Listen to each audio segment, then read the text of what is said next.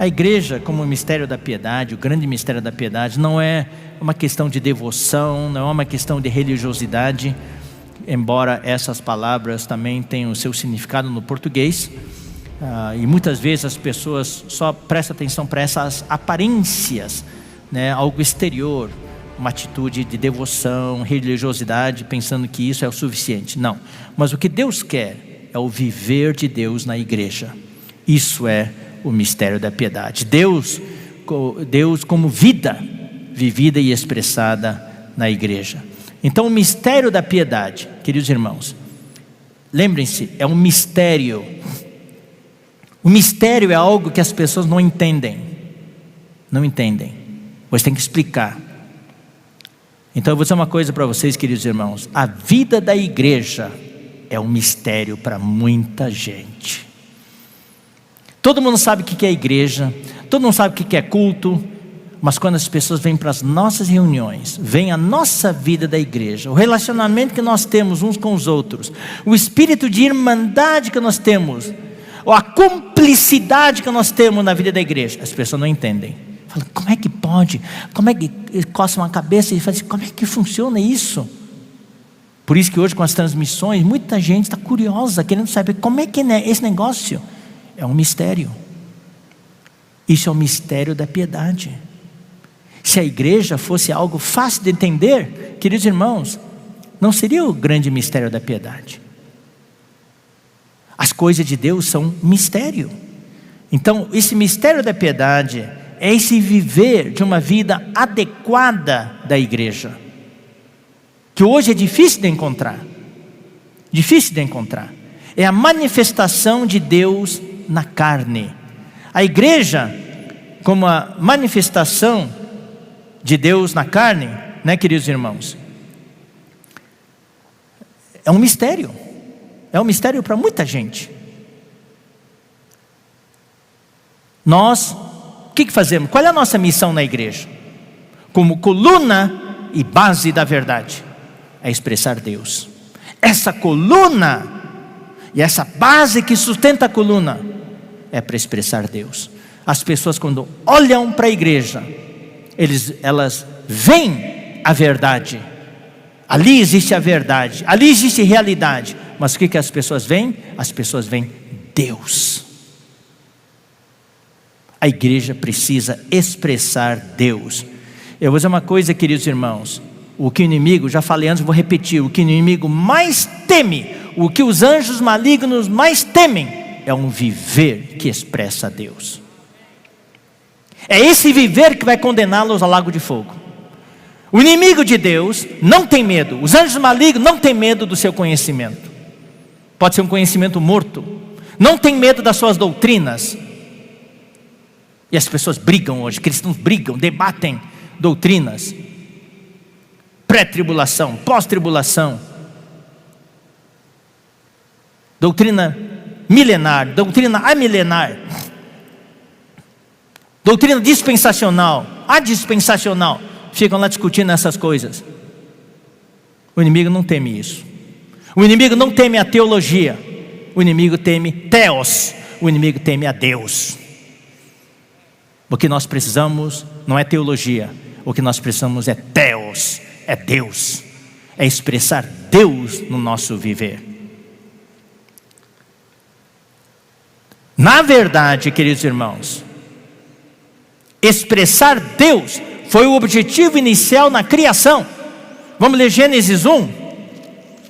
Isso é o que Deus queria. E isso Deus está conseguindo hoje através da igreja. E é por causa da degradação. Paulo escreveu isso para Timóteo e chamou a atenção dele para isso. Gênesis 1, 26, façamos o homem à nossa imagem. Aí está, irmãos, o grande mistério da piedade. É a imagem de Deus. Conforme a nossa semelhança, tenha ele domínio. Versículo 27. Criou Deus, pois, o homem à sua imagem. A imagem de Deus o criou, homem e mulher os criou. E Deus os abençoou e lhes disse: sede fecundos e multiplicai-vos. Sede a minha expressão. E no nascimento de Jesus, Quando Jesus nasceu, os anjos louvaram o Senhor. Os anjos louvaram o Senhor. Vamos ler Lucas capítulo 2.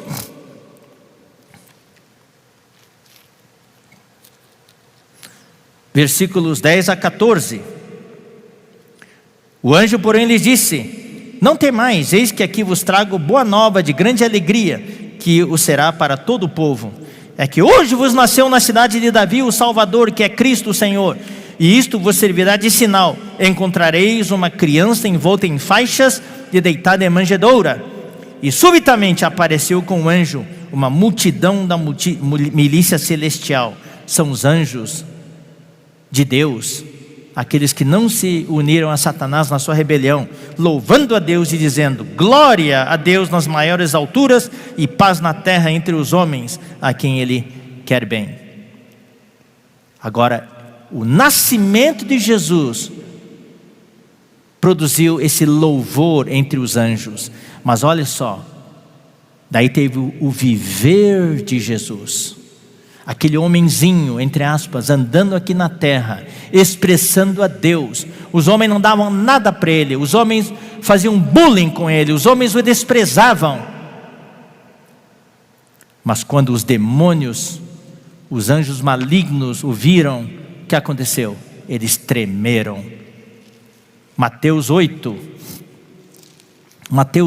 28.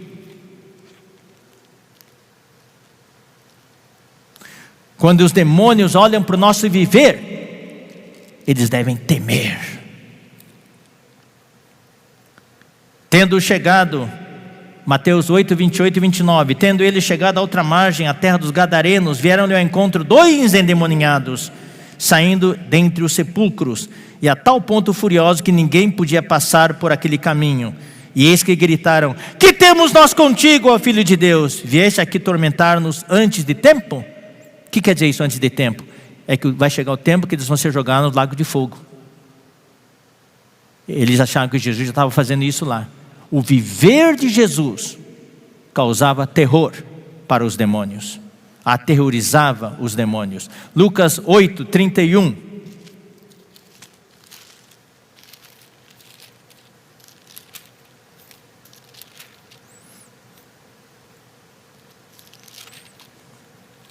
Aqui fala: rogavam-lhe os demônios. Vou ler o 30 também. Perguntou-lhe Jesus: qual é o teu nome? Respondeu ele: Legião, porque tinham entrado nele muitos demônios, alguns milhares. Rogavam-lhe que não os mandasse sair para o abismo. É o que eu falei, queridos irmãos. Um viver que expressa a Deus.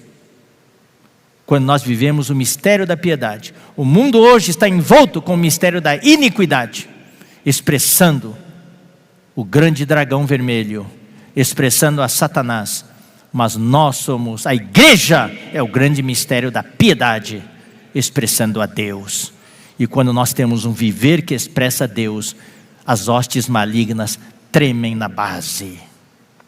A igreja que vive Deus e o manifesta, aterroriza aos anjos malignos. Vamos ler Romanos capítulo 16. Romanos capítulo 16, versículo 20.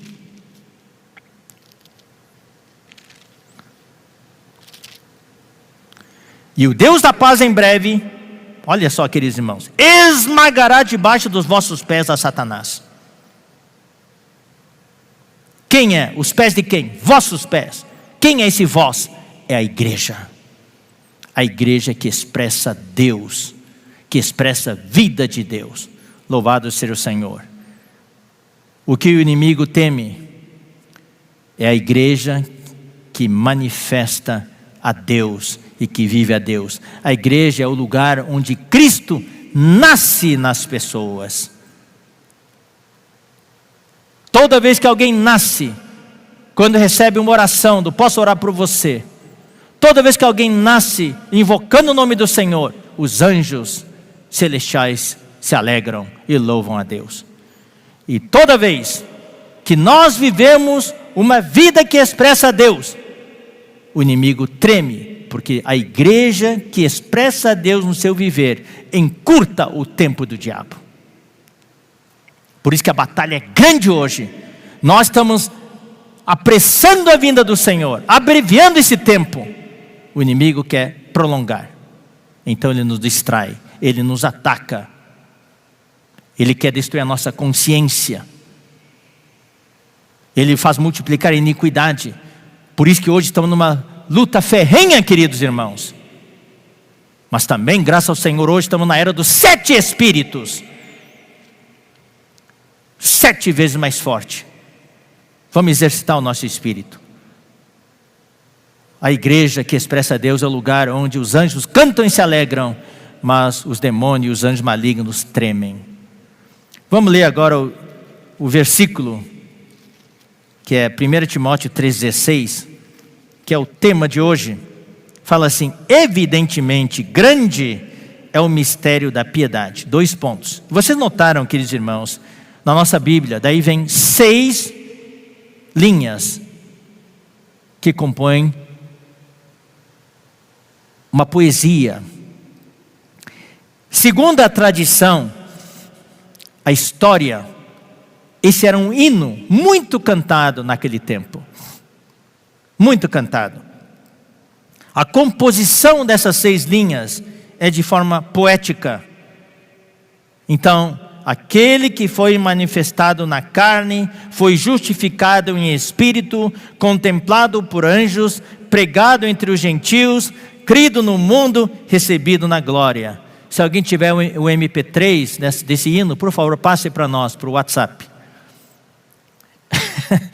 Naquele tempo, que pena que não tinham como gravar. Era um hino, de acordo com todos os estudiosos da Bíblia reconhecem, esse era um hino muito popular naquela época. Era uma poesia de 6 linhas. A primeira palavra é evidentemente. Evidentemente. Que significa aqui, de acordo com a palavra grega, reconhecidamente. Reconhecidamente, sem dúvida, sem controvérsia. Evidentemente. Grande é o mistério da piedade. Esse mistério da piedade, daí 2 pontos. Aquele. Quem é esse aquele? Quem é esse aquele? É Cristo. Cristo é a manifestação de Deus na carne. Aquele que foi manifestado na carne. Queridos irmãos, nós estamos definindo aqui o que é esse grande mistério da piedade. Vamos prestar atenção. Essa poesia, essas 6 linhas tem algo muito importante que poucas pessoas conseguiram entender. Na vida da igreja, o Senhor nos deu essa revelação através daqueles que foram antes de nós, e isso nos ajudou muito. E eu vou dizer uma coisa, irmãos, esta mensagem, esse versículo, você encontra pouca referência. Eu fui muito diante do Senhor, porque o Senhor me tocou que isso é um item importantíssimo para essa conferência. Eu fui diante do Senhor.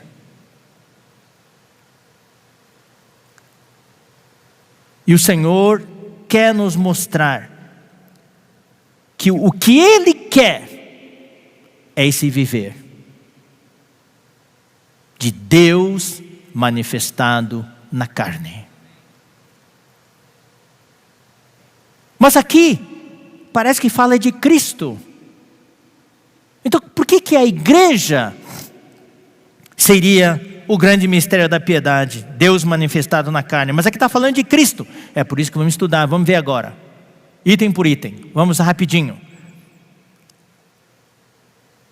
Cristo, sem dúvida, aquele que foi manifestado na carne, sem dúvida, é Cristo.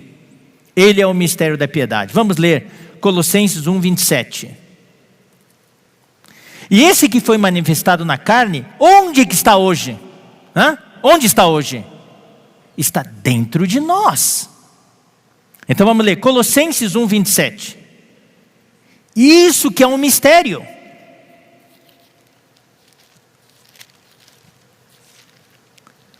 Colossenses 1:27. Aos quais Deus quis dar a conhecer qual seja a riqueza da glória deste mistério entre os gentios. Esse é o mistério da piedade. Isto é, Cristo em vós, a esperança da glória. Isso é um grande mistério, irmãos. Esse Cristo que foi manifestado na carne, hoje, vive dentro de nós. Ele está dentro de nós. E faz com que nós também possamos manifestar Deus na carne. Vamos ler agora Gálatas 2:20.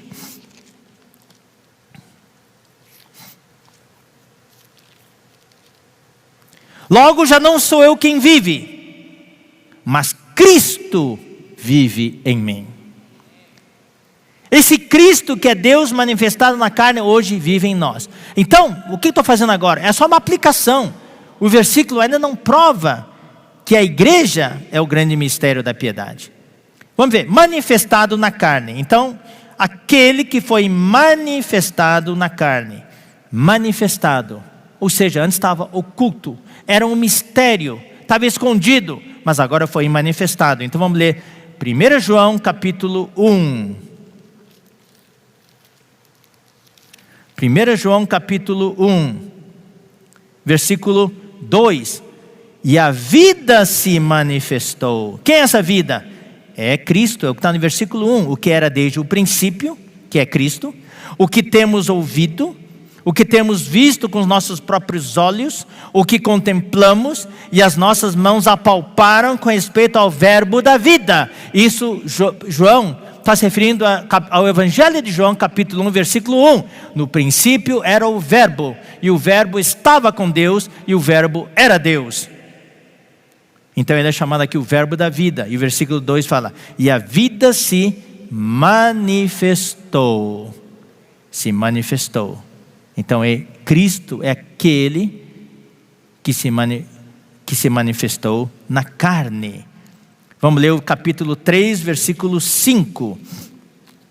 Sabeis também que ele se manifestou para tirar os pecados, e nele não existe pecado. E versículo 8.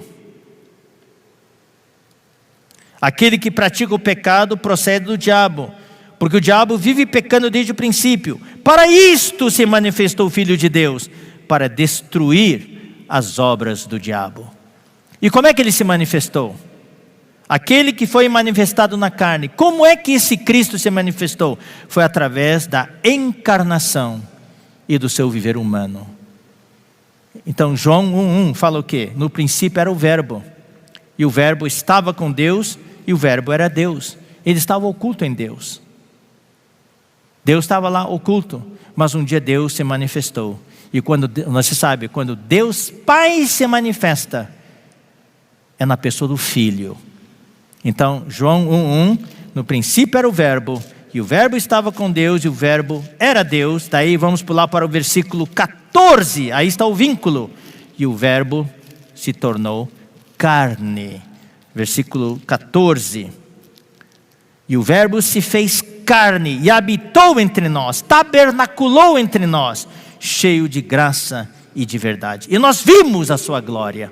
Era alguém palpável, alguém que se podia ver. Mateus 1:21.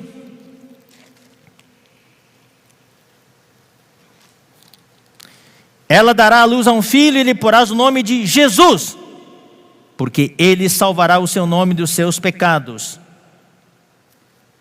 E continuando, o versículo 23, eis que a virgem conceberá e dará à luz um filho, e ele será chamado pelo nome de Emanuel, que quer dizer Deus conosco. Deus estava oculto, invisível, mas hoje Deus está conosco, presencialmente, fisicamente. João 14:9.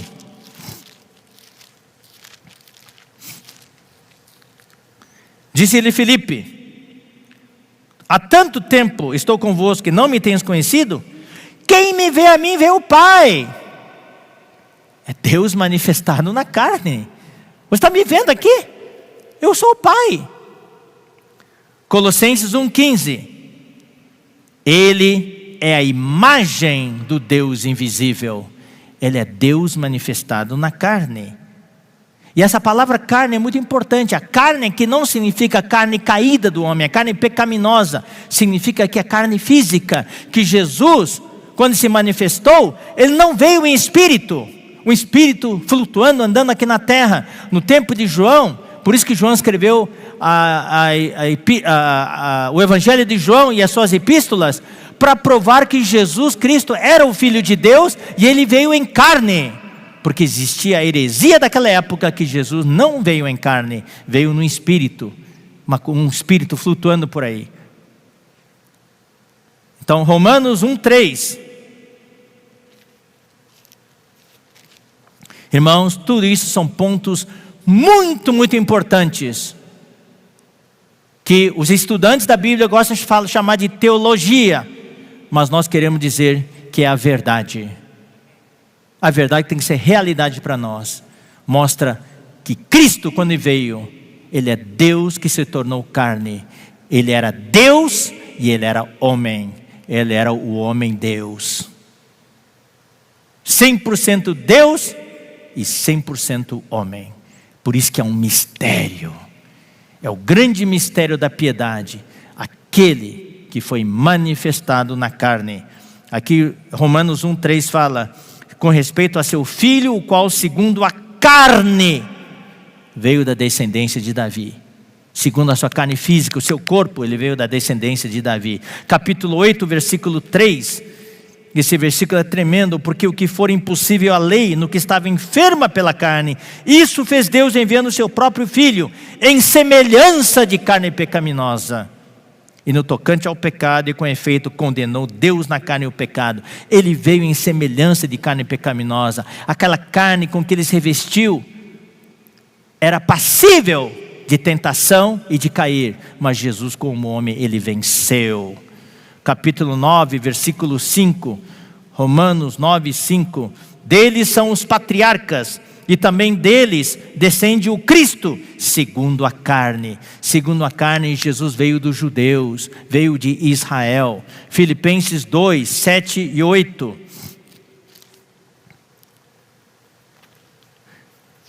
Eu não tenho tempo para, irmãos, explicar muito. Eu creio que os irmãos estão entendendo. Antes, a si mesmo se esvaziou. Isso é sobre a vinda do Senhor, assumindo a forma de servo, tornando-se em semelhança de homens. É Deus manifestado na carne. Ele se tornou semelhante a você e a mim, um homem de carne e osso, e reconhecido em figura humana. Hebreus 2,14.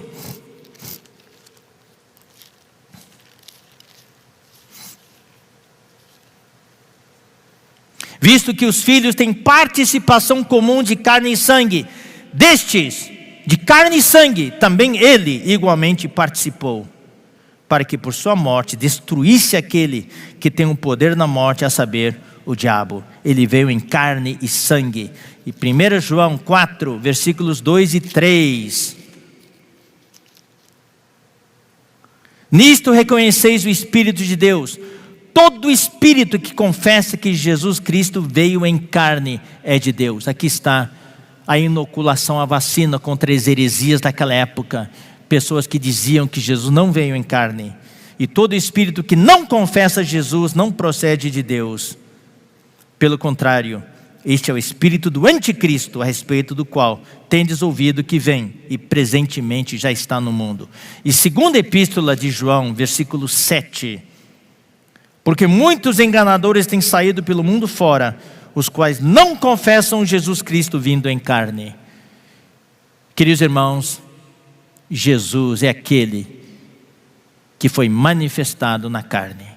Jesus é o grande mistério da piedade. É Deus manifestado na carne.